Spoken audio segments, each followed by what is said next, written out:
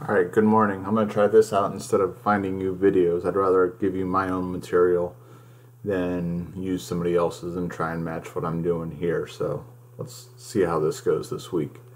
So this week we are looking at systems of equations still 2x2s. So two equations, two variables. We're just looking at word problems this week. I'm looking for 4 things on each problem. I want you guys to tell me what the variables represent. The most important piece here is number 2. I want to see 2 equations set up correctly. And then I want to see work, just some work to get the problem solved. Any method is fine by me. I will typically be using elimination, combination, whatever you want to call it, addition. But I'll be using that in all my work. And then I want to see the answers with labels, preferably. Not a big deal if you miss those, as usual. But that's what I need to see in each problem, and I'll kind of walk you through each problem as we go through. So, first one, pretty basic, nothing crazy here, hopefully. This should kind of bring us back to some Algebra 2, maybe even Algebra 1 type stuff as well. Be using a bunch of office references for these ones. So, first one says, Dwight and Mose are selling fresh beets and pickled beets. They sold Ryan $7.65 worth of fresh and pickled beets together. Each fresh beet costs 40 cents a piece. Each pickled beet costs $1.75 a piece. Ryan bought a total of 9 fresh and pickled beets altogether. Determine the number of fresh beets and the number of pickled beets that Ryan bought. So, variables are going to be determined by what the question is asking. So you kind of look at what the question's asking, go from there. X is going to represent fresh beets, Y is going to represent pickled beets. You can pick any variable you want. I'm just going to stick with X and Y throughout this entire process. Now, the hard part and the hardest part in all this is setting up the equations. I don't need to see this portion here. I don't need to see the phrasing of what the equations represent. I'm just going to be giving that to you in our notes to kind of help you out. So the first equation is going to be represented by the total number of money spent. And the second equation is going to represent the total number of fresh and pickled beets purchased together. Now, that's where this 9 comes in the purple, 765 comes in with the green. So the money spent, you're looking at what each one costs. Fresh beets cost 40 cents a piece, so 0.40 times X.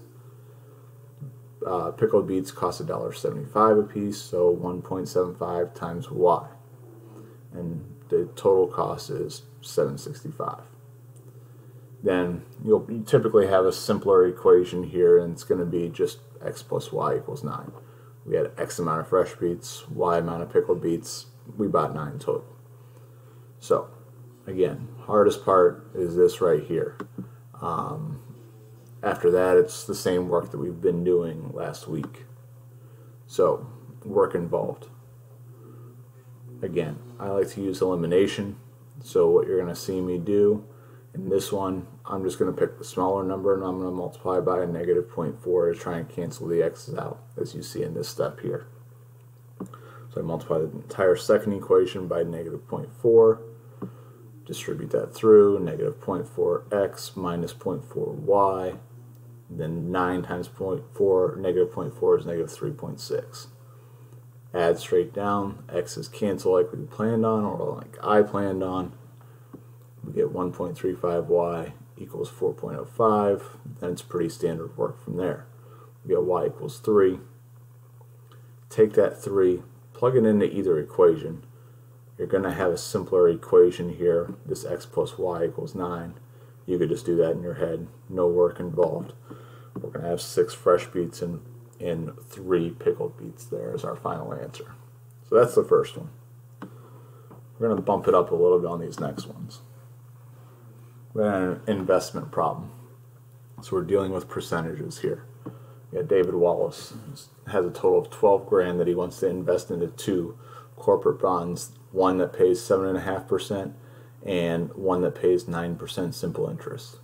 He wants an annual interest income of $990 from the investments. what is the most that can be invested in the 7.5% bond? Now, the question's only asking for one account, right? The 7.5% bond. So one of the variables has to represent that account. Since that's our first one here, I'm just going to have that be represented by X.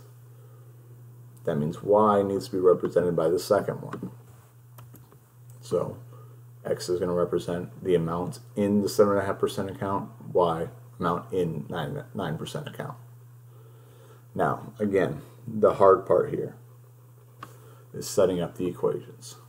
I don't need to see the phrasing. Again, I decided to do some handwritten work on these last couple here. First equation is going to be represented by the amount invested. David Wallace invested 12 grand total. X in the 7.5% account, Y in the 9% account. So X plus Y equals 12 grand. Now the second equation is the amount earned. I'm earning 7.5% from the X amount of dollars. So I get that amount. And I'm earning 9% from the other account. Now, keep in mind, percentages are not numbers that you can use in problems. You have to convert those. All right, move the place over 2 to the left. So it's 0.075x plus 0.09y, and I earned a total of $990 from those accounts. All right, that's how I'm getting that information. Now the work, start off, again, I'm using combination. That's just what I prefer. Now, last problem, I cancel it out, or I multiply by the smaller of the two numbers. 9% is actually bigger of the two. But if you remember what my question is asking, I'm only asking what is the amount invested in the 7.5% bond. So I don't care what's in the 9%. All I want to know is what's in the 7.5%. So I want to cancel out the 9y. I want to cancel out the y. So that's why I'm canceling or multiplying by negative 0.09 in this one. Gives me a little bit less work, nothing crazy. So I distribute, I get that, add straight down, I get that, negative 0.015 times x equals negative 90. Two negatives are going to become a positive, so I'm not going to need to worry about any negative numbers involved. Divide by negative 0.05. My first answer, and my only answer, again, I only am asking for what's in the 7.5% account, is 6 grand. One of these rare occasions where both answers are the same because I had 12 grand total. But that's the second example. Third example. Now, this one is very similar to our last problem. We have a lot of percentages going along, but our second equation is going to be a little bit different here. All right, so we got Creed. Creed's the wild card. We don't know what he's doing half the time. Creed needs a 15% acid solution for who knows what, but a supplier only ships 10% solution and a 30% solution. Rather than paying the hefty surcharge to have the supplier make a 15% solution, he decides to mix his own. Creed needs 10 liters of the 15% acid solution in the end. How many liters of each solution should he use? So that right there tells you what X and Y need to represent. The number of liters of the 10% solution, number of liters of the 30% solution. There you go. The amount of it, of each one. Now, equations are going to be very similar to the investment problem because percentages are involved. First one, the simple of the two equations. Just the number of liters used. I'm using X amount of the 10%, Y amount of the 30%, and I needed a total of 10 liters in the end. X plus Y equals 10. That's it. Second one, I bring in the percentages. It's the amount of the solutions used. 10% of X amount of liters, 30% of Y amount of liters. Now, here's the twist from the last one. I need 15% of 10 liters in the end. So I need to do 0.15 times 10 on the mixture solution here. All right. Now, in my work, notice 0.15 times 10 is 1.5. So I already multiplied that out to be 1.5. It doesn't matter which one you cancel out, X or Y, because I need to find both in this problem. So I just multiply by the smaller of the two. The rest of my work is there. Same steps as the last two problems. I'm not going to really talk too much about that. My answer for Y ends up being 2.5 liters of the 30% solution. Remember, Y represented the 30% solution there. Now I do need to find the other one, so you just do 10 minus 2.5 to find the other amount, which is just 7.5 liters. So hopefully that's not too crazy there. Last example. Michael Scarn is flying an airplane into a headwind and travels the 1,800-mile flying distance between two cities in 3 hours and 36 minutes. On the return flight, the distance is traveled in 3 hours. Find the airspeed of the plane and speed of the wind, assuming they both remain constant. Again, question typically tells us what our variables represent. X is going to represent my plane speed. Y is going to represent the wind speed. Now we're bringing in the distance formula. Distance equals rate times time. Alright. So, first equation is going to be flight into the wind. Now it matters this time. Think about if the wind is going to help you or hurt you if you're flying into it. So that's why it matters this time. And then we're going flight with the wind. So, before I move on to the equations, I'm going to take this out of here. I'm going to flip the R and the T. We can multiply in any order we want. Distance equals time times rate. We're looking for rate, so I'm just going to put that last. That's my only reasoning behind that. Regardless of which distance we're going, both equations are going 1,800 miles. Now, into the wind,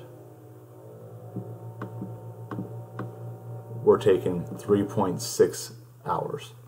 Now, the 0.6 comes from 36 divided by 60. 36 divided by 60 minutes to get 0.6 of an hour. That's where that comes from. I put subtraction here because the flying into the wind is going to take away from it. Just the opposite here, flying with the wind is a shorter amount of time, so 3 hours. But the wind's going to help me. It's going to add to my plane speed. So that's why I put a plus there. So those are my two equations. Now, there's a couple different techniques that you could take with this one in the work, but there's one way that's easier than others. And that's going to be to get rid of the times, 3.6 and the 3. So I divide each of those out of there first. Then I'm left with a pretty simple system, which is just x minus y and x plus y equals 500 and 600. Add straight down, the y's naturally cancel out. Don't forget this is a common mistake. We put 2x there, and it equals 1100. So I divide by just 2, not 2x, not sure why I put that. And we find the plane speed to be 550 miles per hour. Same deal, wind, you just plug it into one of the simpler two equations and we get 50 miles per hour left there. Now, homework assignment for this week. We're going to have Delta Math. It's going to be 5 questions. It's just going to be practice setting up equations. You're not solving anything, just setting them up. You get 2 points per question. It's going to be 10 points total for that part of the assignment. Then I'm going to have a worksheet, which is 4 questions based strictly on my notes. 2.5 questions per problem, 10 points total. I need to see all that information there. What variables represent, that's a half point. Both equations set up, 1 point. Third thing I need is some work, half point there. Answer, half point. Now, doesn't necessarily need to be correct. I'm going to be mostly on completion, but I need to see those 4 things. If you have questions, as always, email me at any point in time. Hopefully this is better than last week. we'll see how this goes. And that's it.